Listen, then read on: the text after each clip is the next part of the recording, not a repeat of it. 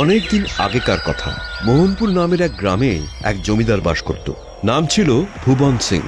জমিদার ভুবন সিং ছিলেন অত্যাচারী। তার লোভের শেষ ছিল না। কোষাগার ভর্তি সোনাদানা থাকা সত্ত্বেও সারাদিন শুধু ধন সম্পত্তির কথা চিন্তা করতেন তিনি। এই সবাই একে একে এসে খাজনা দিয়ে যা, না পেলে খাজনা পিঠে বাজাবো বাজনা। বাবু এইবারে তেমন রোজগার হয়নি বাবু, কি করে 10 মোহর কর দেব বলেন তো? সে আমি কি জানি, তোর রোজগার হয়নি তো তাতে আমি কি করব? চুপচাপ খাজনা দে।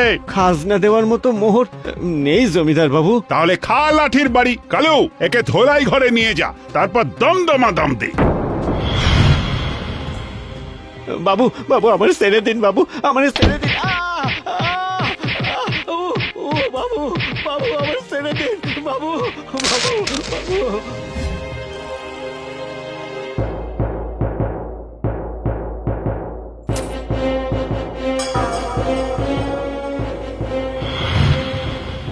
না, দিন দিন আমার জমানো মোহর কমে কমে শেষ হয়ে যাচ্ছে। এরকম হতে থাকলে তো আমার জমিদারি ঘুচে যাবে। না না না না, এইভাবে চলতে দেওয়া যায় না। খাজনা বাড়াতে হবে।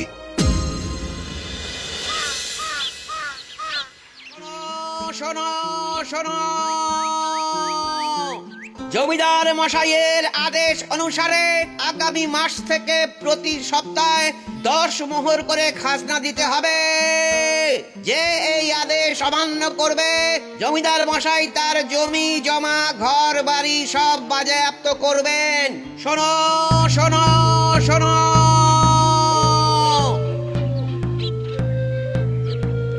মাসে 10 মোহরই দিতে পারছি না, তো হপ্তাহে 10 মোহর কি করে দেব?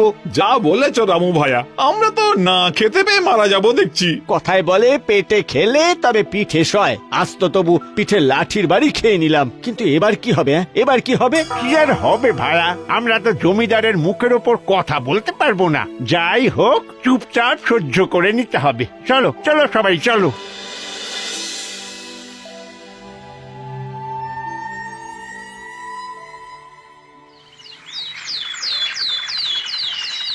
পরের মাস আসে। প্রথম সপ্তাহে 10 মোহর দিতে পারে না অনেকেই। রামু খাজনা দিতে পারে না। জমিদার মশাই লেঠেল নিয়ে যায় রামুর বাড়ি। কি আমার আদেশ অমান্য করা? দে দে, এবার তোর ঘর বাড়ি সবকিছু আমায় দে দে। এই ভিটে মাটি কেড়ে নেবেন নি জমিদার মশাই, আপনার পায়ে পড়ি, আপনার পায়ে পড়ি। নিজের বলতে শুধু এই ভিটে মাটিটাই আছে, এটা রেখে নেবেন না ছিল জমিদার মশাই। আর নেই, এটা রেখে এখন নেবেন। সব আমার আমার আমার আমার।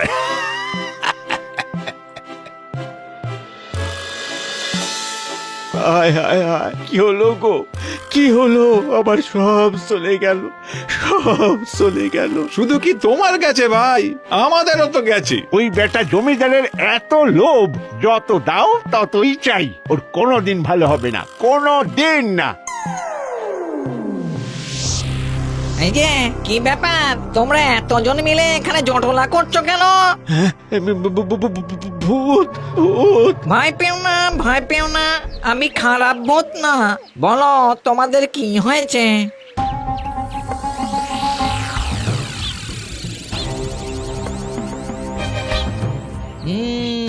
ওই জমিদার খুবই লোভী, ওর জন্যই তো আমিও মরে ভূত হয়েছি। হ্যাঁ, এবার আমাদেরও তাই হতে হবে, আমাদেরও না খেয়ে মরতে হবে। না না না, তা কেন, তা কেন? আমি তোমাদের সাহায্য করব। ওই জমিদারকে আমি সাহেস্তা করব। তা কি করে করবে ভূত ভাই? ওই যে ওর লোভই হবে ওর পতনের কারণ।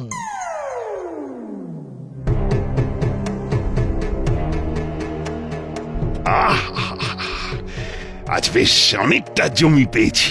না না না না না, কেড়ে নিয়েছি। কর দেবে না? মামার বাড়ির আবদার, আরো চাই, আমার আরো চাই। কি চাই, কি চাই? ধন সম্পত্তি? হ্যাঁ, ধন সম্পত্তি? কিন্তু তুমি কে? আমি ভূত, তোকে ধন সম্পত্তি দিতে এসেছি। তোর তো অনেক ধন সম্পত্তির দরকার। তাই নাকি? দাও দাও দাও, তাড়াতাড়ি দাও। তা কি দেবে? আমি তোকে 3 কলসি সোনা দানা দেব, কি হবে তো? হ্যাঁ, 3 কলসি সোনা? হ্যাঁ হ্যাঁ, হবে হবে হবে হবে। বেশ বেশ, তবে এই নে এই নে এই নে।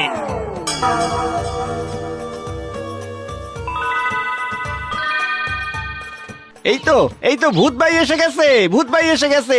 এটা ভূত ভাই তা জমিদার বাবুরে শাস্তি দিয়ে এলে? হ্যাঁ দিয়েছি, 3 কলসি সোনা দানা দিয়ে এসেছি। হ্যাঁ, শাস্তি দেওয়ার নাম করে তুমি আরো সোনা দানা দিয়ে এলে, জমিদারের উপকার করে এলে। উপকার? তোমরা শুধু দেখে যাও শেষ পর্যন্ত কি হয়। আরে এ কি, ভূতটা কোথায় গেল? যাকে যাক, আমি কত সোনা দানা পেয়েছি। এ কি, এই কলসিটা অর্ধেক খালি কেন? হ্যাঁ, ভূতটা 3 কলসি দেবে বলে 2.5 কলসি দিল। এই কলসিটাও ভর্তি হলে 16 কলা একেবারে পূর্ণ হয়ে যেত। না না না না না, আমার মনটা কেমন খুঁতখুত করছে। কলসিটা ভরাতেই হবে।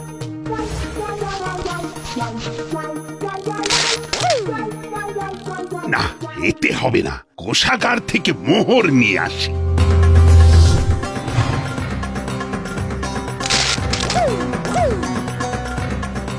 এ তো ভরলো না। না না না, আরো চাই, কলসিটা আমার ভরাতেই হবে।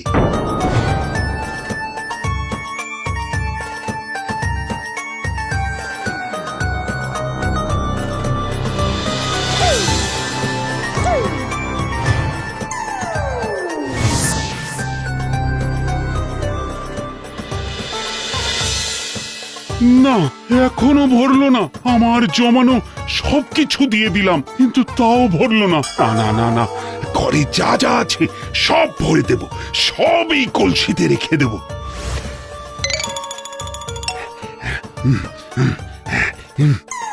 এই যে সব ঝিমিয়ে পড়লে নাকি?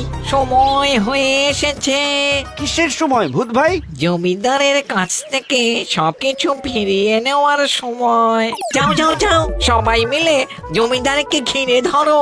কিন্তু জমিদারের তো অনেক লেঠেল পোষা আছে, তারা তো আমাদের। আহা, এত ভয় পেলে চলবে? কিচ্ছু হবে না, আমি তো আছি। যাও যাও যাও। হ্যাঁ হ্যাঁ, চলো চলো চলো, সবাই চলো সবাই চলো। না, আর কি দিয়ে ভরবো এই কলসি? আর তো কিছুই নেই। জমিদার মশাই, আমাদের ঘর বাড়ি সব আমাদের ফিরিয়ে দিন। এ কি, তোরা এখানে ঢুকলি কি করে? প্রহরী, প্রহরী! আরে আরে, এ কি সব চলে গেল, সব চলে গেল। হায় হায় হায়, এই কলসির ভেতরে আমার সব ছিল, সব চলে গেল। হায় হায় হায় হায়। সে তো যাওয়ারই ছিল, এবার আপনি যান, এই গ্রাম থেকে দূর হয়ে যান আপনি। তোরা এখনো এখানে দাঁড়িয়ে? প্রহরী, এদেরকে বের করে দাও। না, এখন আর আপনার কাছে কিছুই নেই। আপনি আমাদের বেতন দেবেন কি করে? এই চল চল, ওদের ব্যাপার ওরা বুঝে নেবে, চল। না না না, যেও না, যেও না। তাহলে জমিদার মশাই, এবার উত্তম মধ্যম ধোলাইয়ের জন্য তৈরি হন। ছেড়ে দাও, ছেড়ে দাও, আমি চলে যাবো, আমাকে ছেড়ে দাও। বাবা, মনে থাকে যেন এই গ্রামের আশেপাশে যেন আপনাকে না দেখি। যান যান, চলে যান, যান এখান থেকে। আমরা জিতে গেছি, জিতে গেছি। আমাদের সব কিছু আমরা ফেরত পেয়েছি। এরপর সর্বহারা জমিদারকে আর গ্রামের ধারে কাছে দেখা যায় না। গ্রামের লোক সুখে শান্তিতে জীবনযাপন করতে থাকে।